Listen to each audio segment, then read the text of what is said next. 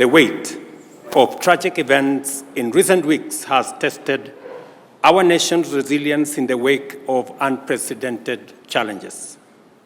Persistent torrential rain has unleashed devastating floods, which have claimed 210 lives as of today.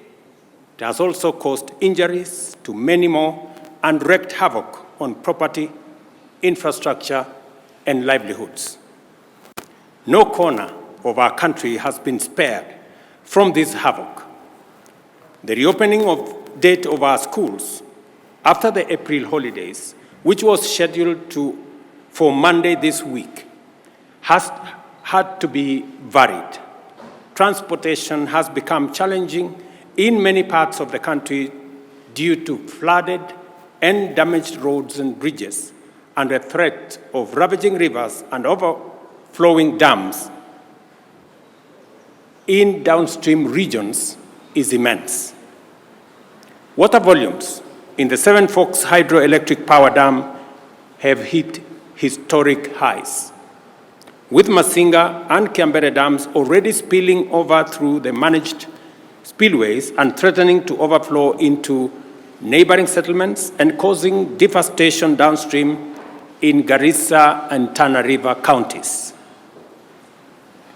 Sadly, we have not seen the last of this perilous period, as the situation is expected to escalate. Meteorological reports paint a dire picture. The rains will persist, increasing both in duration and intensity for the rest of this month and possibly after. The Meteorological Department and the IGAD Climate Prediction Application Center have issued a stark warning. Kenya may face its first ever cyclone.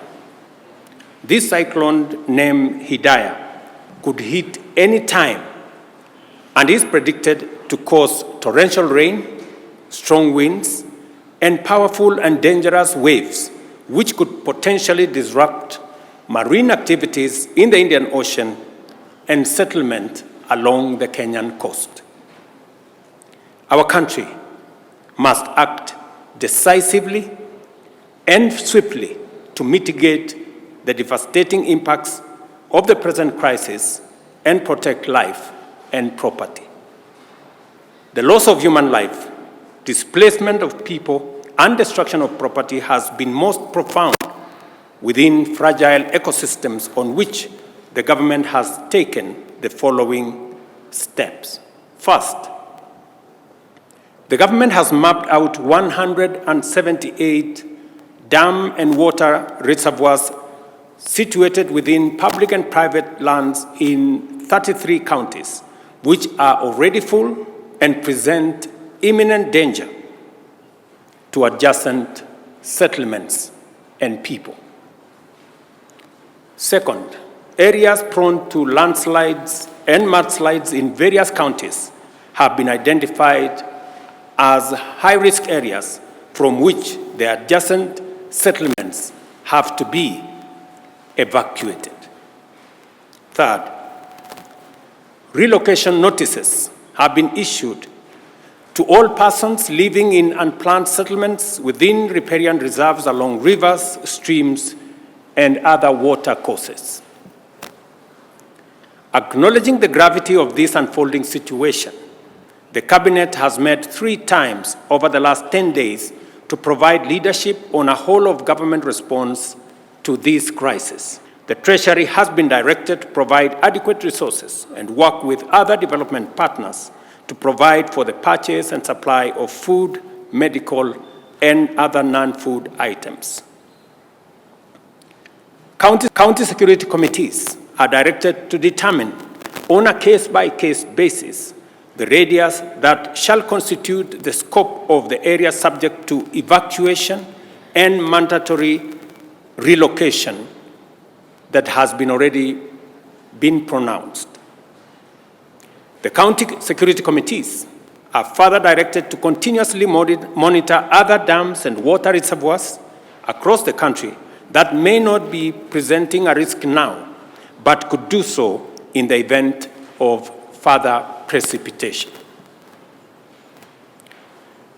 The Kenya Defence Forces and the National Police are directed to deploy resources, personnel, and equipment for carrying out coordinated public safety and risk mitigation operations in as many parts of the country as they have installations. Security agencies are further directed to enlist the support of the National Youth Service and work with the national government administration officers to respond to this emergency, including ensuring timely, orderly, and human evacuation of all persons at risk. Cabinet secretaries will spearhead disaster response and mitigation efforts across the country, and to this end, ministries, departments, and agencies are directed to work closely with the National Disaster Operations Center and security agencies to ensure the whole-of-government approach to the management of the prevailing crisis. The government, working with stakeholders, has put in place adequate measures to provide temporary shelter, as well as food and non-food essential supplies. The ministry responsible for special programs is directed to work with development partners and relevant humanitarian organizations to mobilize adequate food and non-food supplies to support all affected persons. In the Ministry of Agriculture and Livestock Development, through the National Cereals and Produce Board, is directed to make available food supplies in government stores to support this effort. The Ministry of Health is directed to work with development partners, including the World Health Organization, AMREF, Red Cross, UNHCR, World Food Programme, and other relevant humanitarian agencies to mobilize resources and logistical support to avail essential drugs, food, and other medical supplies to those affected.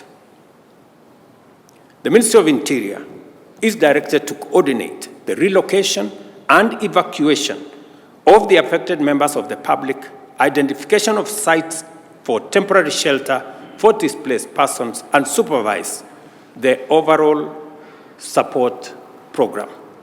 The Ministry of Education is directed to postpone the dates of reopening of all schools in the country for the second term until further notice.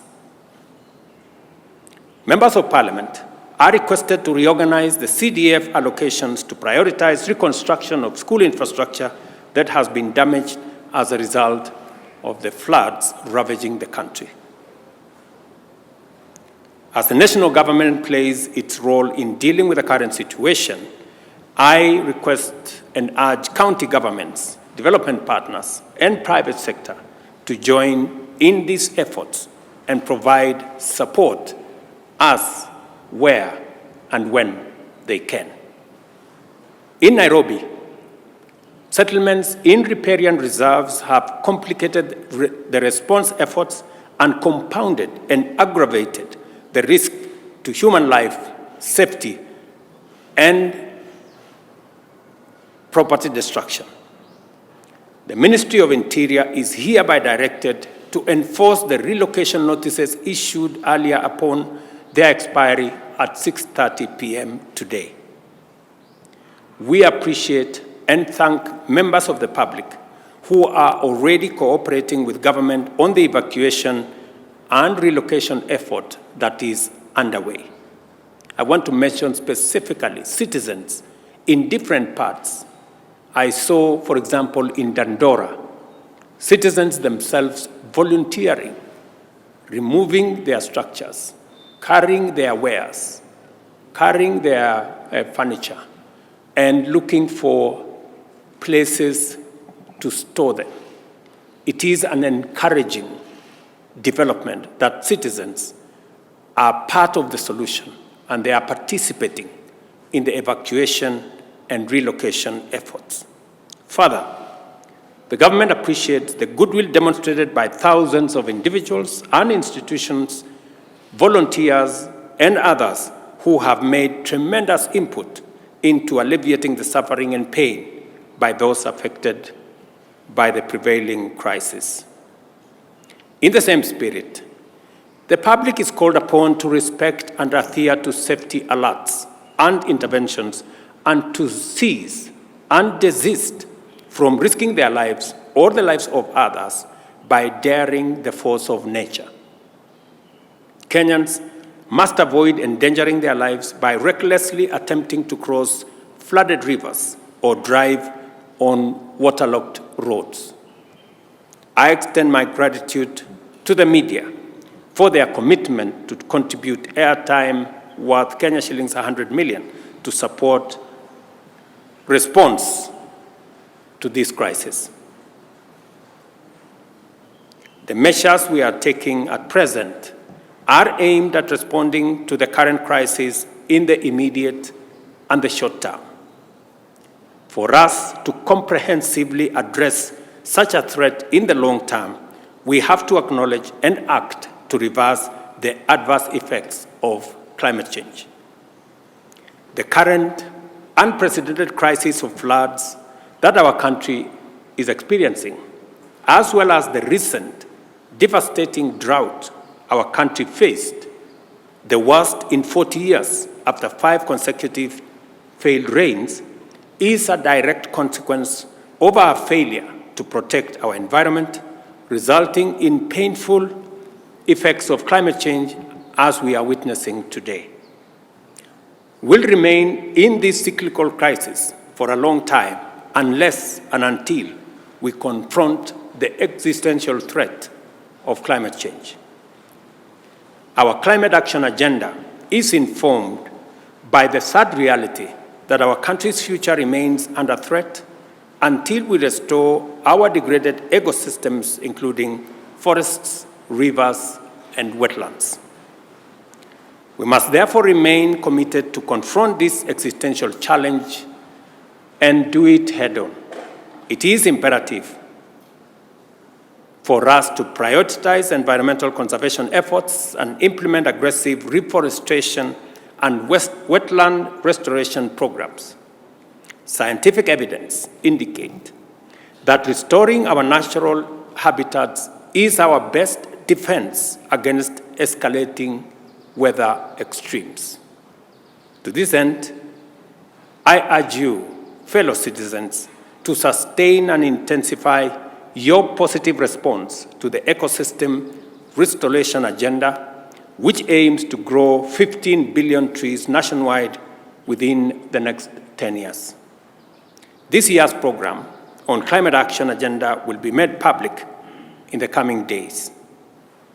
The Ministry of Environment and Climate Change and Forestry is hereby directed to immediately expedite the implementation of the Ecosystem Restoration Program and work with all ministries, departments, and agencies and other stakeholders to provide a whole of government, whole of society, whole of nation program.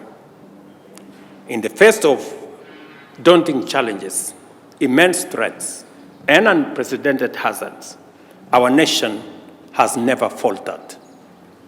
The people of Kenya always stand with one another and work together to overcome adversity. We are called upon once again to join hands in this critical juncture and support each other until this season passes, and afterwards, in all endeavors to secure a sustainable future for generations to come. Together, we will win the war against climate change, and also we will build a resilient nation. Thank you very much. God bless you, and God bless our great nation, Kenya. Asanteni sana. Wizara ya Elimu tayari iko na maagizo na maelezo ya vile mambo ya shule itaendelea kutoka hapa. Tumesema mashule yale yalikuwa yanatarajiwa kufunguliwa Jumatatu, sasa hayatafunguliwa mpaka pale mwongozo mpya utakapotolewa.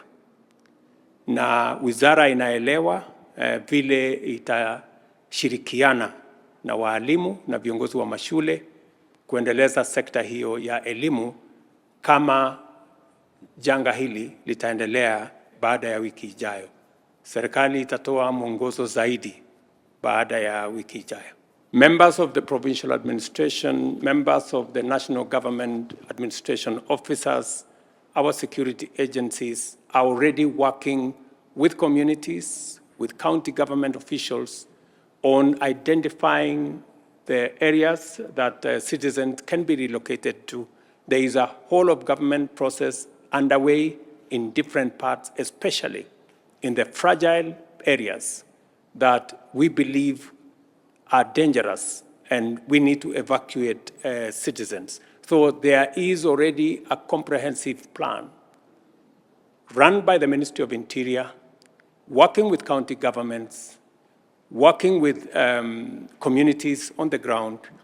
And that is why I was saying some community members have demonstrated tremendous patriotism and cooperation by being available to be evacuated, participating in the relocation exercise, and it is commendable that citizens themselves are taking charge of this process, working with members of the national government, the county government, and our security agencies. Treasury has been mobilized to, number one, prioritize disbursements to counties to make sure that counties have the necessary resources to deploy intervention to manage this crisis. Number two, we have also directed Treasury to provide resources to our NGCDF and members of parliament to prioritize the reconstruction of school infrastructure that has been destroyed by the floods. We have also directed the Treasury, working with the Ministry of Roads and Infrastructure and our military, to provide resources for roads, bridges, and other travel infrastructure that has been destroyed by the floods. And we have asked Treasury to work with the resources they have, engage with development partners, and we are also encouraging the private sector to step forward. In fact, private sector persons, individuals, and organizations who wish to contribute to this national effort, the Office of the Deputy President will coordinate that effort, and additional information on how citizens, private sector individuals, private sector institutions can participate in this exercise will be issued by the Office of the Deputy President.